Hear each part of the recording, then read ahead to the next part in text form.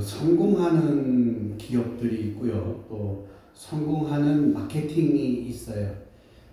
이런 이야기를 저 기업은 성공했다, 저 마케팅은 성공했다 이런 이야기를 합니다. 그래서 그거 말고도 성공했다라고 하는 교회가 있는데 저는 교회가 성공했다라는 이야기는 조금 그래요. 아무튼 부흥했다라는 이야기는 제가 이해를 할 수 있어도 성공한 교회다, 성공한 목사다 이런 이야기는 제가 듣기가 좀 그렇습니다. 그래서 이제 이 사회 속에서 성공하는 기업, 성공하는 마케팅 이런 것들을 보고 거기에 주인공이 됐던 기업의 총수나 그 마케팅의 책임자들을 인터뷰한 내용들을 모아서 성공하려면 이렇게 해야 된다라고 하는 어떤 성공학적인 이야기들, 성공학적인 책들이 많이 나왔어요. 그런데 그런 책들 가운데에 가만히 보면 공통점이 있더라 이 얘기예요. 그 공통적인 점은 뭐냐면은 그렇게 성공하고 그렇게 마케팅에서 성공하려면은 해야 될 수 있는 필수 조건이 있는데 그건 뭐냐면은 든든한 조직이 있어야 된다라는 거예요. 그러니까 든든한 조직이 없으면은 안 된다라는 거예요. 그래서 이 든든한 조직을 갖기 위해서는 5가지가 필요한데 그 5가지가 뭐냐면은 첫 번째는 어떤 방식으로 할 것인가, 어떤 방식으로 회사를 운영하고 어떤 방식으로 마케팅을 할 것인가. 그리고 두 번째는 그리고 우리 회사에 또 이 마케팅적으로 볼 때에 어떤 기술이 있는가 이거요. 세 번째는 뭐냐면은 그리고 이 모든 것이 어떤 구조로 이루어져서 행해져야 될 것인가. 네 번째는 이 성공을 하기 위해서 이 프로젝트를 하기 위해서 우리는 어떤 체제를 갖고 있어야 되는가.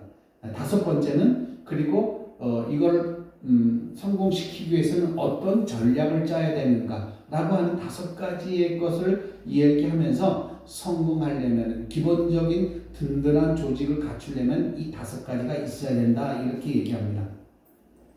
그리고 이 5가지를 얘기하고 나서 그 다음에 또 무슨 얘기를 하냐면 이 5가지 이 조직을 만드는 데 있어서 이 5가지의 든든한 것들 외에 더 중요한 것이 있다라는 거예요. 그것이 뭐냐면은 흐름을 볼 줄 알아야 된다라고 이렇게 이야기를 합니다. 근데 이 흐름은 우리가 다 알고 있다시피 이게 시대적 흐름이 있어야겠죠. 그리고 상대방 회사나 상대방 생각을 읽을 수 있는 그런 흐름을 읽을 줄 아는 그러한 생각과 시각을 가져야 된다는 거예요.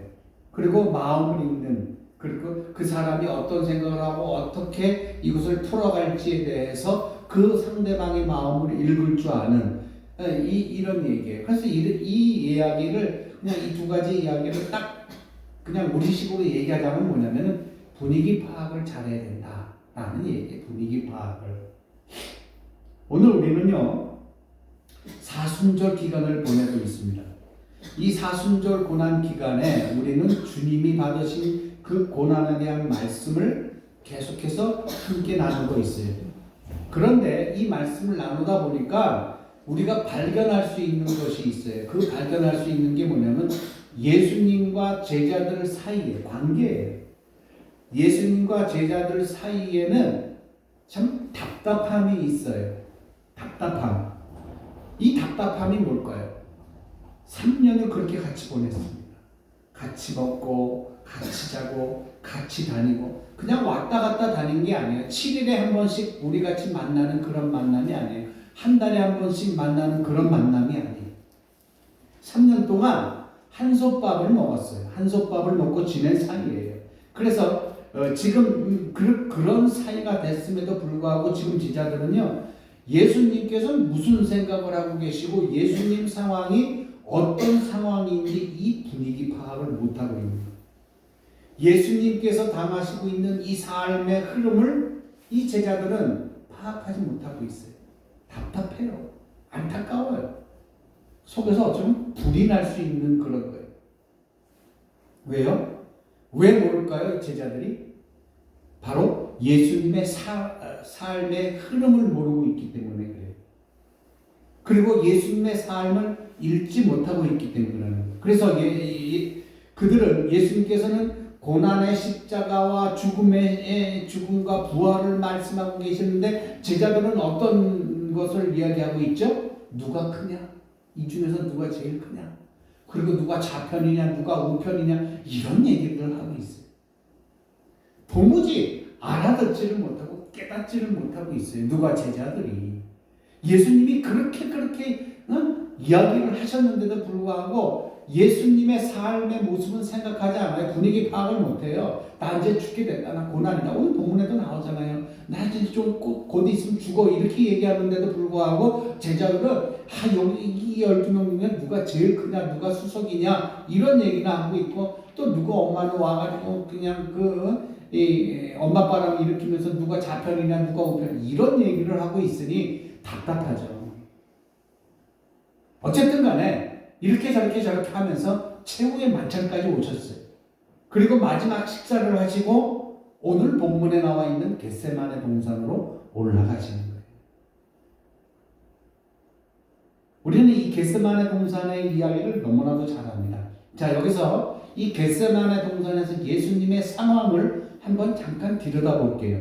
예수님이 친히 말씀하셨어요. 33절과 34절에 이렇게 말씀하십니다. 베드로와 야고보와 요한을 데리고 가실새 심히 놀라시며 슬퍼하사 말씀하시되, 그 다음이 중요한 거예요. 내 마음이 심히 고민하여 죽게 되었으니 라고 얘기합니다. 예수님의 입장이 지금 이런 입장이라는 거예요. 심히 놀라시고 슬퍼하시며 마음이 심히 고민하여 죽게 되었으니, 이 일로 인해서 예수님은 겟세마네 동산에 올라가서 땀이 피같이 흐를 정도로 그렇게 기도하고 계시는 거예요. 그런데 제자들은 이러한 선생님의 마음을, 이러한 선생님의 삶의 흐름을 제자들은 모르고 있었다라는 거예요. 그래서 주님께서는 제자들에게 촉구하기보다는 부탁하십니다. 뭐라고요? 깨어 있어라. 깨어 있어 기도하라. 라고 부탁하십니다. 그런데 그렇게 말씀하셨음에도 불구하고 이들은 깨어있지 못합니다. 그러면 주님께서 여기에서 깨어 있으라 라고 하신 말씀이 무엇일까? 주님이 무엇 때문에 제자들을 향하여 깨어 있으라 라고 말했을까? 그 내용을 우리가 좀 알아야 돼요. 그 말은 딱 한마디로 얘기해서 정신 차려라 이 얘기예요. 정신 좀 차려 이 이야기입니다. 좀 각성해. 조금 더 나가볼까? 이제 좀 철들 때 되지 않았니? 내가 이 정도 얘기했으면 이제 좀 알아챌 때 되지 않았니? 이 얘기예요. 이제는 뭐 좀 알아야 되지 않겠어? 답답해 너희들 볼 때마다. 주님이 정말로 제자들에게 있어서 이 길이 무슨 길인지, 이 자리가 어떤 자리인지, 주님이 따르는 것이 무엇인지, 십자가를 지는 것이 무엇인지, 자, 그리고 자기를 부인하는 것이 무엇인지, 그리고 과연 섬기는 것이 무엇이고, 또 종이 되고 작은 자가 된다는 것이 무엇인지 이제는 좀 깨달을 때 되지 않았니? 이 이야기예요. 그래서 예수님은 제자들을 향해서 깨어 있으라 라고 말씀하신 거예요. 제자로서 갈 길을 깨닫고 삶의 가치를 깨닫고 역사의 흐름을 깨닫고 좀 봐! 이 얘기예요. 그런데 제자들은 어떻게 됐어요? 이 상황을 못 봤어요. 그래서 예수님께서 제자들을 향해서 깨어 있으라라고 얘기하는 거예요. 그러면 그 속에서 주님께서 보다도 구체적으로 깨어 있으라고 하는 것은 무슨 뜻일까? 바로 시험이 있으니 조심하라는 거예요. 38절에 시험에 들지 않게 깨어 있어 기도하라. 이렇게 이야기하십니다. 그런데 오늘 본문 이전에 18절 말씀에서 예수님께서는 제자들에게 만찬을 하시면서 이렇게 얘기하셨어요. 마지막 만찬 식사를 하시던 중에 예수님께서는 제자들을 향해서 야 얘들아 봐라. 너희들이 이제 나를 버릴 거야. 그리고 너희들은 뿔뿔이 헤어질 거야. 그리고 너희들 가운데 나를 배반하는 사람도 있고, 그리고 너희들 가운데 나를 파는 사람도 있어. 근데 제자들이 이 이야기를 들으니까 이 이야기처럼 서운하고 청천벽력 같은 말이 어디 있겠어요? 그래서 얘기합니다. 예? 아이고 당치도 않는 말씀하지 마세요. 누가 여기서 예수님을 배반하고 누가 예수님을 여기서 팔고 누가 예수님을 다 떠납니까? 그런데요, 이렇게 얘기했지만 그 현실은 점점점 제자들에 다가오고 있었어요. 예수님께서는 제자들이 시험에 들 것을 미리 알고 계셨던 거예요. 그래서 이 말씀을 하신 거예요. 그래서 깨어있으라 이렇게 말씀하신 거예요. 여러분, 오늘 이 말씀 속에서 우리가 시험이라고 하는 이 단어의 의미를 조금 더 다른 각도에서 생각해 볼게요. 우리가 교회 다니면서 시험 들었어. 그럼 그 사람이 굉장히 아픔을 겪고 있다거나 아니면 어려운 일을 겪고 있다거나 이런 생각을 할 수가 있어요. 또 핍박이라고 생각할 수가 있어요. 그런데 오늘 본문에서 예수님께서 깨어 있으라, 시험에 들까봐 걱정하시면서 깨어 있으라고 해요. 그래서 시험이라는 말은 뭐냐면은 미혹이라고 하는 말이에요. 미혹. 제자들에게 있어서 지금 어떤 분기점에 서 있느냐면 미혹의 분기점에 서 있어요. 제자들에게 있어서 이제는 무엇을 내가 선택해야 될지 이 선택 분기점에 서 있는 거예요. 그리고 이 제자들에게 있어서 아주 큰 위기의 분기점에 서 있는 거예요. 이러한 사실들이 제자들에게 시험이 된다는 거예요. 이런 사실들이 제자들에게 미혹이 된다는 거예요. 믿음을 버릴 것인가, 안 버릴 것인가, 주님을 따를 것인가, 도망갈 것인가, 이런 것이 시험이 된다는 거예요. 그러기에 예수님은 제자들을 향해서 뭐라고 말씀하자면 깨어있으라. 이게 주님이 제자들에게 하신 말씀인데 사실 이건 경고성 말이에요. 그런데 제자들은 이 말씀을 듣고도 무시해버렸어요. 결과가 어떻게 됐어요? 다 알죠? 제자들은 뿔뿔이 헤어지고 다 시험에 들었어요. 그리고 예수님을 버리고 다 도망갔어요.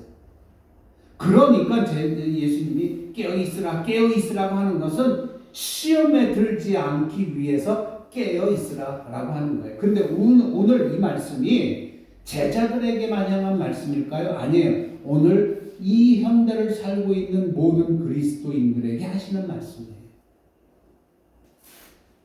그리고 오늘 이 말씀 속에서 주님께서 제자들에게 좀 더 가까이 주시는 말이 있는데 뭐냐? 기도에 깨어있으라는 얘기예요. 기도에.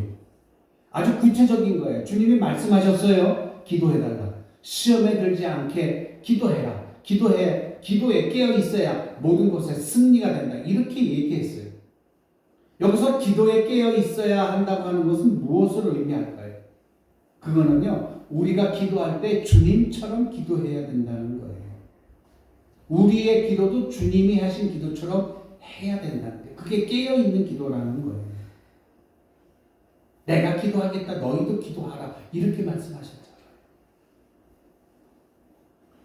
우리가 기도에 깨어있다라고 하는 거는 그냥 내가 기도하는 거, 그게 기도에 깨어있는 게 아니에요. 그러면 어떻게 기도해야 돼요? 주님처럼 기도하고. 그게 기도에 바르게 깨어있다고 얘기하는 거예요. 주님은 우리에게 기도를 가르쳐 주셨어요. 주님은 우리에게 가르쳐 주신 대로 주님께서 그렇게 기도하셨어요. 38절에 이르실 때 아버지여. 우리가 기도에 깨어있다고 할 때 깨어있는 믿음이라는 것은 아버지여를 제대로 하는 거예요. 여러분 성경에 보면은 36절에 이르실 때 아버지, 우리가 기도할 때 깨어있어 할 때 깨어있는 믿음이란 아버지여라고 얘기하는 거예요. 예수님께서 기도하실 때 하늘에 계신 우리 아버지여, 아버지여라고 말씀하셨어요. 여기서 아바라고 하는 것은 사실 우리말로 하면 아빠라고 하는 이야기예요. 그리고 그 말은 그대로 아빠라고 하는 이야기예요. 어린아이가 아버지를 아빠라고 부르잖아요. 정감 있잖아요. 아버지라고 부르는 것보다 아빠라고 부르고 엄마라고 부르고 어머니라고 부르는 건 억양이 좀 달라요. 물론 아버지라고 부를 수도 있겠죠. 근데 예수님은 하나님을 향하여 어떻게 부르셨냐? 아빠라고 부르셨어요. 더 정감 있게 부르신 거죠. 나와 가자. 살아계신 아버지. 가장 친근한 부름을 부르셨다라는 거예요. 아빠. 우리가 기도에 깨어 있다라고 하는 것은 뭐냐? 하나님과 가장 가깝게 가장 친근한 아름다운 관계를 형성하고 있다라는 거예요. 그게 우리의 기도가 깨어 있다라는 거예요. 그래서 예수님께서는 하나님을 향해 아빠라고 부르시고 그 다음에 뭐라고 말씀하셨어요? 아버지의 원대로 하옵소서. 아버지요. 아버지께서는 모든 것이 가능하오니 이 잔을 내게서 옮기시옵소서. 그러나 내 원대로 마옵시고 아버지의 원대로 하옵소서. 주님은 우리에게 기도를 가르쳐 주신다고 당신이 그렇게 하셨어요. 여러분, 여기서 우리가 생각하고 잘 봐야 될 게 이 잔을 내게서 옮기옵소서. 이거는요, 예수님도 하실 수 있는 일이에요. 그런데 옮겨주세요라고 얘기하잖아요. 인간적인 기도의 모습이에요. 연약한 기도의 모습을 봅니다. 그리고 간절한 기도의 모습을 보는 거예요. 그리고 나서 그 다음에 그런데 내 원대로 하지 마옵시고 아버지의 원대로 하옵소서. 이렇게 얘기하잖아요. 이게 얼마나 간절한 기도예요. 얼마나 강력한 힘을 갖고 있는 기도입니다. 주님은 겟세마네 동산에서 가장 인간적인 기도를 드리시며 가장 신앙적인 기도를 드리셨다는 거예요. 그게 무엇이라고요? 나의 원대로 하지 마옵시고 아버지의 원대로. 그런데 우리 이 이야기를 주님이 그냥 하신 게 아니에요. 마태복음 26장에 보면은 마태복음 26장에서 이 이야기를 똑같이 2번 하셨어요. 쭉 읽다 보면은 2번째로 하고 이 이야기를 또 하셨어요. 2번씩이나. 자, 그런데 보십시오. 주님께서 아버지의 원대로 기도하셨는데 상황이 바뀌셨습니까? 상황 안 바뀌었어요. 상태가 좋아졌어요? 아니요, 상태가 안 좋아졌어요. 그대로예요. 슬픔도 어떻게 됐어요? 그대로 있어요. 놀라움도 그대로 있었고요. 고민도 그대로 있었어요. 죽음도 그대로 있었어요. 배반도 그대로 있었어요. 이 모든 것이 그대로 있었지만 그래도 예수님께서는 뭐라고 기도하셨냐면 아버지의 원대로. 주님은 나의 상황이 조금도 바뀌지 않았지만 힘들고 고민되고 배반당하고 죽을 것 같았지만 그래도 내 원대로 하지 마시고 그럼에도 불구하고 상황이 바뀌지 않았음에도 불구하고 아버지의 뜻대로 하옵소서. 우리가 신앙생활이 이렇게 해야 돼. 내 상황, 내 어려운 상황이 있다 할지라도 내 상황이 기도했는데 바뀌지 않았을지라도 우리는 어떻게 기도해야 되느냐? 아버지의 원대로 내 뜻대로 하지 마옵시고 아버지의 원대로 주님이 가르쳐 주신 그 기도를 해야 된다.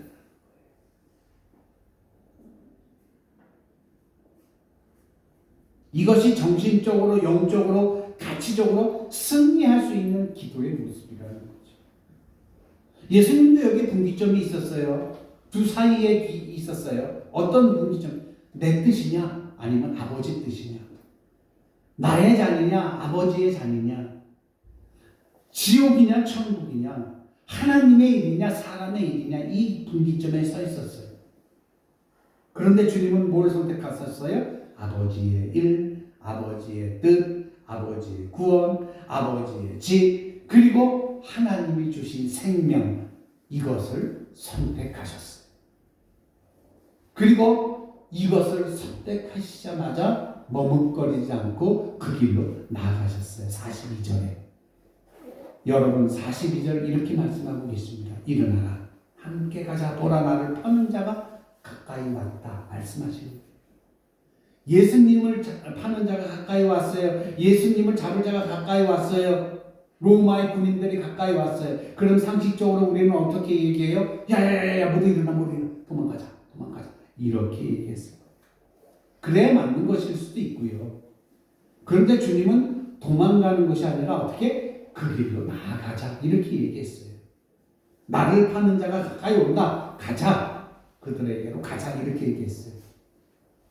예수님께서는 이런 상황을 아시고 제자들에게 말씀하십니다. 그리고 제자들에게 부탁하신 거예요. 깨어 있으라. 그럼에도 불구하고 이 제자들은요, 그냥 깨어 있지 못해요. 여러분, 제자들이 깨어 있지 못한 모습이 어디 나오는지 한번 볼까요? 37절에 돌아오사. 제자들이 자는 것을 보시고 베드로에게 말씀하시되, 시몬아, 자는 내가 한시도 깨어 있을 수 없더냐? 시험에 들지 않게 깨어 있어 기도하라. 마음에는 원이로되 육신이 약하도다. 39절. 다시 나아가 동일한 말씀으로 기도하셨죠. 40절 보십시다. 다시 오사 보신즉 저희가 자니. 42절에 뭐예요? 세 번째 오사 저희에게 이르시되 이제는 자고 쉬라 그만이다 라고 얘기하십니다. 자? 아직도 자? 야, 한시도 깨어있지 못하겠니? 마지막에 주님이 하시는 말씀이 무엇이에요? 그리고 나서 세 번째 오셔서 뭐라고? 됐다, 이제 그만 자라. 그냥 자고 쉬어라. 이 이야기예요. 그냥 마음 편하게 먹어. 이렇게 얘기할 수도 있겠죠. 이렇게 생각할 수도 있겠죠. 그러나 사실은 그런 말씀이 아니라는 것을 생각해야 돼요. 무슨 말씀이냐면은, 시몬아, 한시도 깨울 수 있을 수 없니? 그리고 또 말씀하시잖아요. 마음은 언이로되 육신이 약하구나. 그리고 드디어 자고 쉬라 그만이다. 자고 쉬라 그만이다. 이 말을 헬라어에서 영어로 번역한 성경에서 이렇게 표현하고 있습니다. 우리가 훨씬 더 이해가 되기 쉽게 표현하고 있는데, 이제는 자고 쉬라. 그냥 자면서 쉬라는 얘기가 아니라 주님이 이렇게 말씀하시는 거였었어요. 아직도 자고 있어? 아직도 자냐? 이 말씀이에요. 한시도 깨어있지 못해? 깨어서 기도하라. 마음은 원이로되 육신이 약하구나. 또 자? 또 자는구나. 아직도 자? 더 자야겠어? 얼마나 더 쉬고 얼마나 더 자야겠어? 라고 얘기하는 거예요. 그리고 나서 마지막에 이제 그만 때리라. 이제 정말 자고 쉴 만한 시간이 없다는 것이에요. 이제 끝이구나. 잠을 잡을 자들이 오는구나. 주님이 안타까워 통곡하시면서 이제는 그냥 자고 쉬어라. 포기하신 거예요. 제자들 할 말이 없었어요.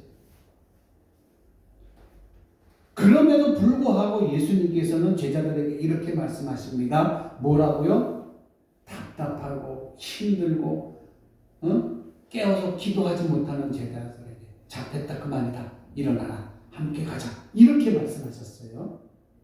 지금까지 제자들이 주님과 함께 동행했습니다. 주님의 마음과 함께 했습니까? 주님의 뜻과 함께 했습니까? 주님의 기도에 함께 했습니까? 주님의 십자가의 길에 제자들이 함께 했느냐 이 얘기예요. 아니요. 전혀 그러지 못했어요. 오히려 엉뚱한 생각을 하고 있었잖아요. 저잘난 생각만 하고 있었어요. 함께 하지 못했어요. 그럼에도 불구하고 주님은 이러한 철부지 같던 제자들을 향하여 뭐라고 말씀하시느냐? 함께 가자. 여기에 주님의 마음이 있어요. 이걸 알아야 돼요. 주님은 우리에게 원하세요. 우리에게 바라시고 있어요. 어떤 거를요? 같이 가자. 얘들아, 나에게 고문이 있지만 같이 가자. 그래도 나한테 슬픔이 있긴 한데 그래도 같이 가자. 내가 죽게 되었지만 그래도 같이 갈래? 이게 주님이 우리에게 원하시는 거예요. 이 약하고 허물 많고 부족함이 철철 넘치는 저에게 주님이 지금 뭐라고 그러시는지 아세요? 그래도 괜찮아. 나랑 같이 가자. 나랑 같이 갈래? 이 이야기예요. 주님이 지금 여러분에게 말씀하시는 거예요. 내가 이러이러한 상황이야. 내가 힘들지만 그래도 괜찮아. 너희들과 함께 있으면 괜찮아. 가자. 같이 가자. 자, 이제요. 우리가 배구를 하든 농구를 하든 공을 가진 쪽에서 공격하잖아요. 주님이 우리에게 공을 넘기셨어요. 이제 공을 잡고 있는 쪽이 뭐냐면 제자들 쪽이에요. 제자들이 답해야 돼요. 제자들이 답해야 될 차례예요. 그럼 어떻게 대답해요? 주님, 그렇습니까? 가겠습니다. 주님과 함께 가겠습니다. 공은 저와 여러분에게 넘어왔어요. 주님이 내가 이런 상황인데 그래도 난 너랑 함께 하고 싶어. 네 생각 어떠니? 공은 우리에게 넘어왔어요. 나에게 넘어왔어요. 여러분 어떻게 대답하실 거예요? 네 예수님, 네 주님 함께 가겠습니다 라고 대답해야 되는 게 정답이에요. 마지막으로 한 말씀만 정리하고 말씀을 끝내도록 하겠습니다. 언젠가 말씀드린 기억이 있는지 모르겠지만 설교를 준비하다 이 말씀이 생각나서 여러분에게 다시 한번 말씀을 드립니다. 예수님의 어머니인 마리아를 우리는 너무나도 잘 알죠. 아들 예수님이 30살에 집을 나가셨어요. 나이 먹고 집을 나가셨어요. 그냥 떠난 게 아니라 왜 떠나셨죠? 하나님 나라를 위해서 떠난 거예요. 그렇다고 집을 나간 이 예수님이 3년 동안 집에 들어오셨을까요? 들어오실 적이 없었죠. 그럴 여지가 없었죠. 그저 그냥 어머니는 아들에 대한 소식을 먼 발치에서 들으셨어요. 늘 예수님만 바라보고 예수님 생각만 하고 아들 생각만 하고 그렇게 지내셨어요. 사람들이 예수님을 향하여 욕하면 욕하는 대로, 칭찬하면 칭찬하는 대로 그렇게 이것저것 들으시면서 애태우면서 지내셨어요. 그렇게 아들을 바라보면서 외롭게 지내셨어요. 그렇게 마리아는 차츰 늙어갔고요. 그런 인생이 바로 마리아의 인생이었던 거예요. 사람들이 답답해서 그랬는지 안타까워서 그랬는지 한 번은요, 예수님과 예수님의 형제들에게 이렇게 말했어요. 선생님, 여기에 당신의 어머니하고 형제들이 여기에 왔습니다. 예수님이 말씀을 전할 때 그 얘기를 했어요. 그때 예수님이 뭐라고 그러세요? 냉정하게 말씀하시죠. 내 어머니, 내 형제가 누구냐? 아버지의 뜻대로 행하는 자들은 내 어머니요, 내 형제다라고 얘기합니다. 인간적으로 생각하면 이 얼마나 안타깝고 청천벽력과 같은 이야기겠습니까? 얼마나 가슴 아픈 이야기겠어요. 어쨌든 간에 이런저런 이야기를 다 하고 3년이나 세월이 지나갔어요. 그런데 이 어머니에게 들려오는 소식이 하나 있었어요. 이게 무슨 일입니까? 아들이 잡혔다라는 소식이 들려왔습니다. 그것도 그냥 잡힌 게 아니라 잡혀서 매를 맞고 있다고 소식이 들려왔어요. 그리고 또 매를 맞고 좀 잠시 후에 재판이 이루어진다고 이야기를 들었어요. 그리고 재판이 끝나는데 어떻게 됐어요? 사형 선고를 받았다는 이야기를 들었어요. 그리고 십자가를 지고 져야 된다는 그러한 형투를 지고 올라가야 된다는 사형장까지 올라가야 된다는 이야기를 듣게 됩니다. 이 이야기를 들은 이 어머니인 마리아는 어떻게 했어요? 아니, 저를 못했겠지. 어떡하면 좋아, 이거 어떡하면 좋아. 어떻게 울며 마리아는 어쩔 줄을 모르고 있었어요. 한없이 눈물을 흘리면서 이거 어떡하면 좋아. 내 아들이 죽는데, 내 아들이 죽는데. 주님이 또 죽는데, 주님이 죽는데. 그냥 안타까워서 잘 못하고 있는데 그런 상황에 또 그때 바로 그냥 요한이 문을 팽팽 열고 들어오면서 어머니! 하고 얘기하는 거예요. 마리아가 이렇게 물어봐요. 요한아 어떻게 된 거야? 내 어머니 들으시면 그대로 요한이 통곡하면서 얘기하는 거예요. 근데 왜 자꾸 울어? 어머니 죄송해요. 제가요 예수님 곁으로 도망왔어요. 예수님을 배반했어요. 뭐? 선생님을 배반하고 도망갔다고 너희들이? 전부? 네. 저뿐만 아니라 전부 다 도망갔어요. 다 도망갔어요. 어머니가 물어요. 베드로도 도망갔니? 네. 베드로도 도망갔어요. 그래?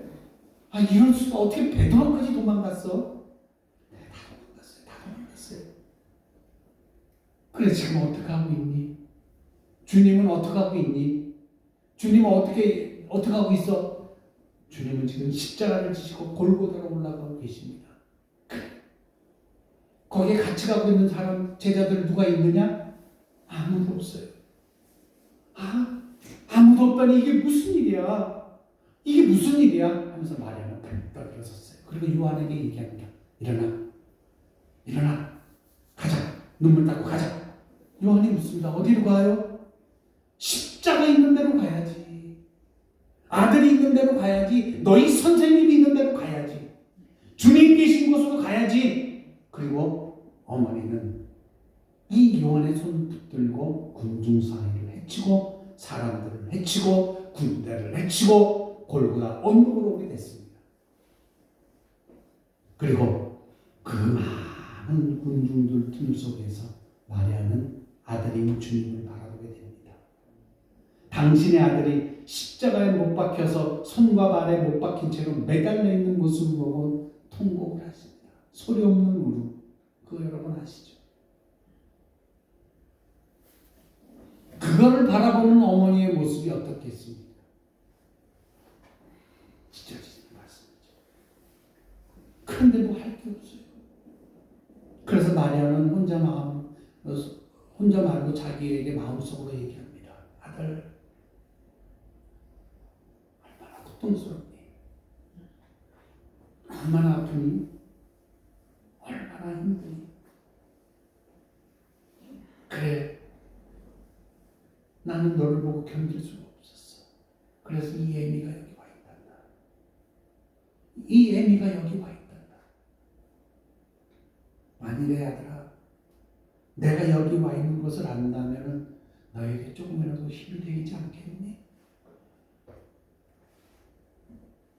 내가 여기 와 있는 것을 아들인 네가 알지는 모르겠지만 그러나 만일 애미가 여기 와 있다는 것을 아들이 안다면 그게 너에게 조금 더 힘이 되지 않겠니? 그래, 맞아, 힘이 될 거야. 나는 너랑 같이 아파하고 있잖니. 힘이 될 거야. 자기 위로를 삼고 있는데 세미한 바람결에 따라 아들의 희미한 음성이 들립니다. 어머니 보세요, 아들입니다. 이 이야기 아주 세미한 주님의 아들의 음성을 들은 이 어미는 그래, 알고 있었구나. 애미가 여기 와 있는 걸 알고 있었구나. 그러나 그게 다였어요. 할 수가 없었어요. 마리아와 예수님은요, 아무것도 한 일이 없어요. 아니, 할 힘도 없었고 할 수도 없었어요. 그게 다였었어요. 그러나 분명한 것은요, 그 뼈저린 고통 속에, 그 피 흘림 속에 예수님과 마리아는 분명히 두 사람이 함께 하고 있었다는 거예요. 여러분, 사랑이 뭐예요? 사랑은 함께 하는 거예요. 사랑은 돈이 아니에요. 사랑은 건물이 아니에요. 사랑은 감정이 아니에요. 사랑이 뭐예요? 함께 있는 거예요. 고통 속에 아무것도 할 일이 없다고 하는 그때에도 분명하게 사랑이라고 하는 건 뭐냐면 함께 하는 거예요.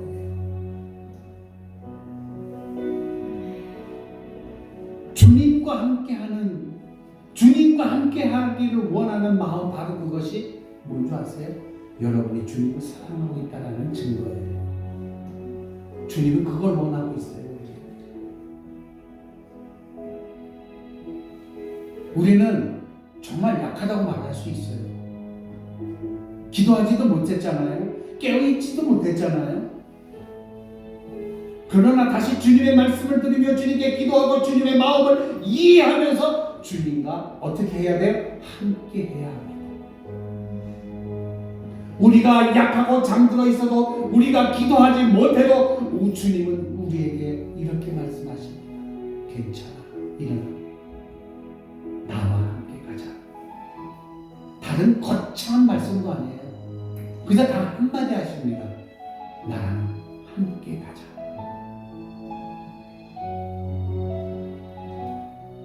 사랑하는 여러분들의 이름을 부르시면서 이 아침에 아무개 지호야 일어나라.